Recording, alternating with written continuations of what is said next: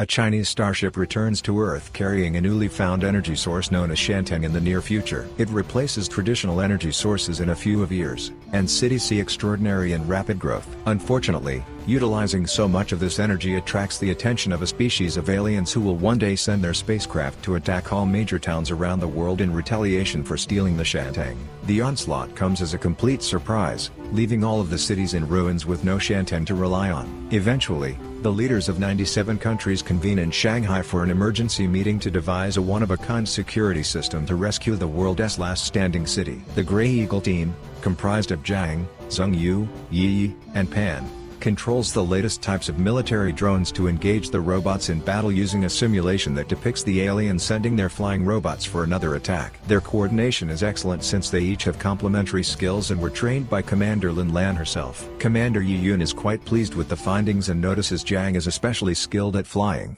Lin Lan verifies this by saying he is by far the best. Zhang was part of the logistics crew that erected the Shanghai cannon, which allowed Shanghai to remain the last standing citadel, but as things worsened, he joined the struggling team to assist. Zhang runs out of the office after another day of training to catch the elevator with Lin Lan, whom Zhang has a huge crush on. Lin Lan's birthday is today, and Zhang wants to give her a flower, but he is bashful and reluctant. Lin Lan has already exited the elevator by the time he gets his confidence. Zhang later sends her a message regarding today's training and is pleased to receive her response that he did well. Yi Yun later informs Lin Lan that New Delhi has also been attacked by aliens, and he wants her to use the intelligence obtained there to improve their defenses. Suddenly, code red is issued throughout the fortress and extraterrestrial mothership has appeared above Shanghai. People start panicking all across the city, but the troops quickly escort them to the appropriate shelters before joining their squads at the stronghold. The city has a special force field among its numerous defenses that prevents the laser beam with which the mothership launches its attack.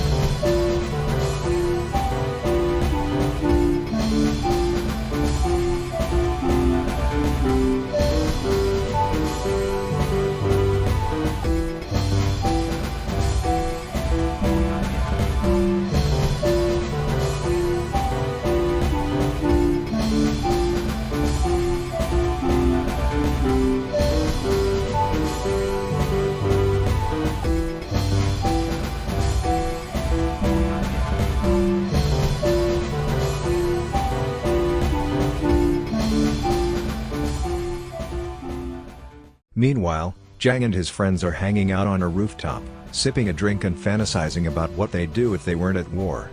Pan, in particular, wishes to complete his bike and ride it freely. They are abruptly interrupted by an emergency call announcing that the city has been attacked again.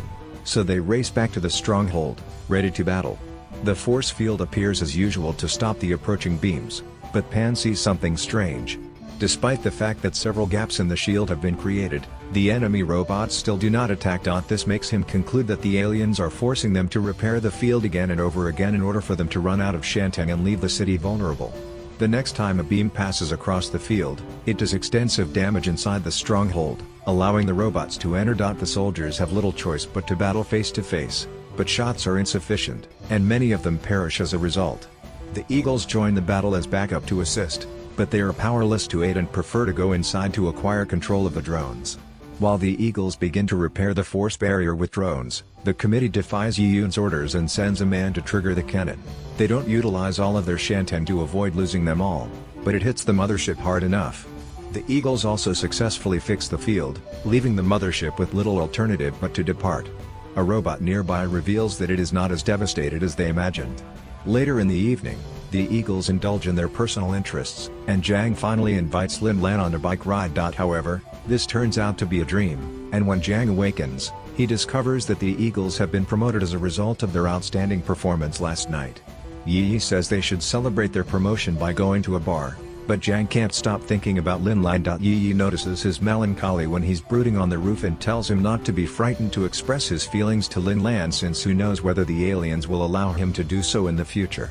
Later, the crew sees on television how the man who shot the cannon gets an even higher promotion, and during his speech, he mentions a loved one.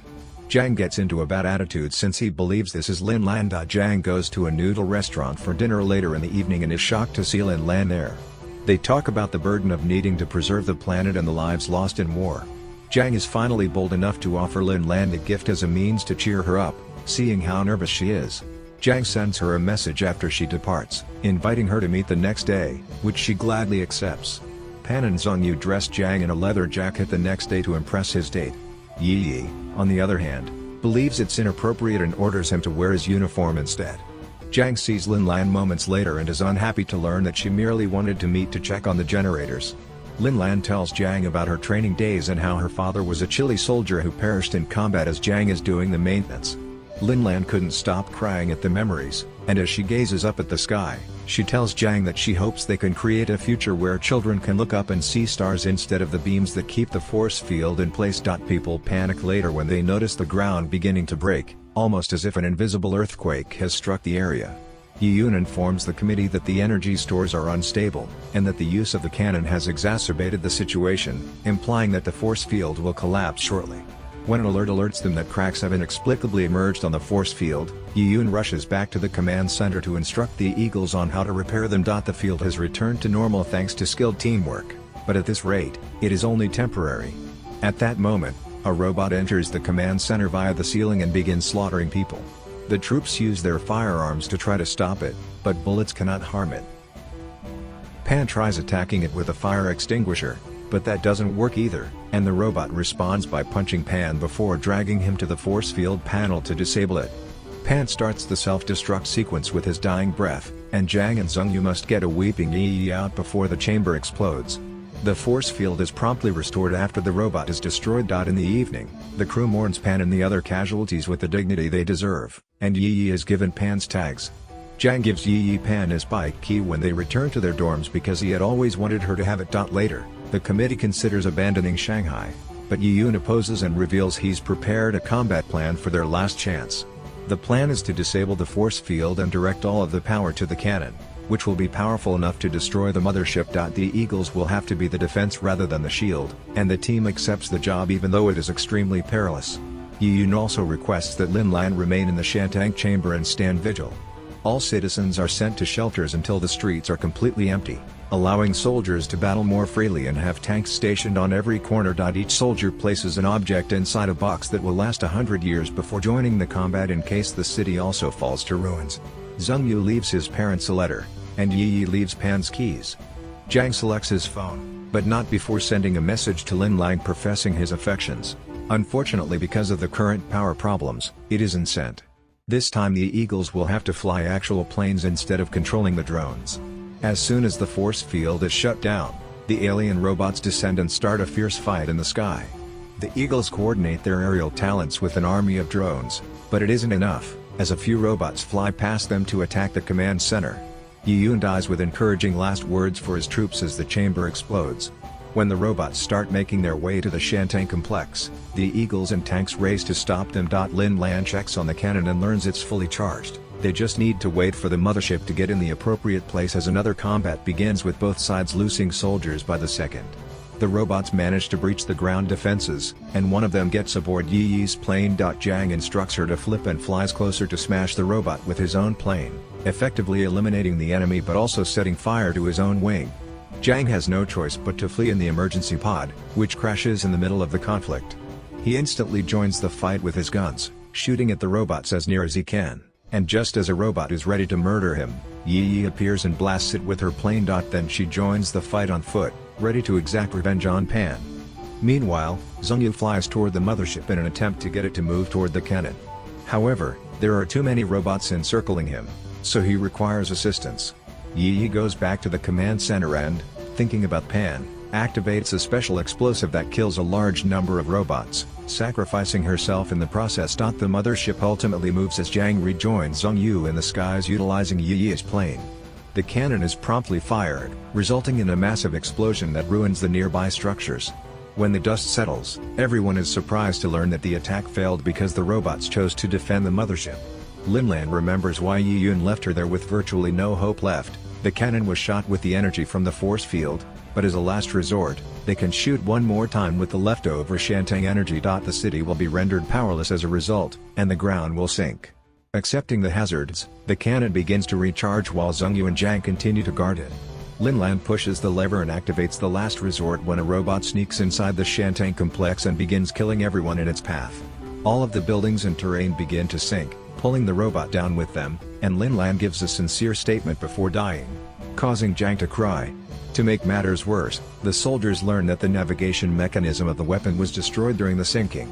Jiang instructs them to activate the infrared guidance system and lock it in his position so that he can steer the cannon, while Zhengyu flies ahead to clear the path. The robots take the bait and chase him down, but Zhengyu self-destructs to drag them down with him. Now that the mothership is defenseless, Jiang flies right into it to serve as a guide, and the cannon fires its final charge, killing the ship for good. As time passes, Shanghai is gradually rebuilt using traditional technology rather than Shantang. Zhen has escaped by ejecting the pod just before the cannon fires, and he has now been given the greatest promotion. He still misses his teammates and enjoys returning to spots where they used to hang out. He goes to the noodle restaurant one evening, and an employee hands him the box where he put his phone. When Jiang examines it, he discovers that his confession was transmitted, but Linlan just replied received. Jiang sends her one more message with tears in his eyes, telling her to sleep well.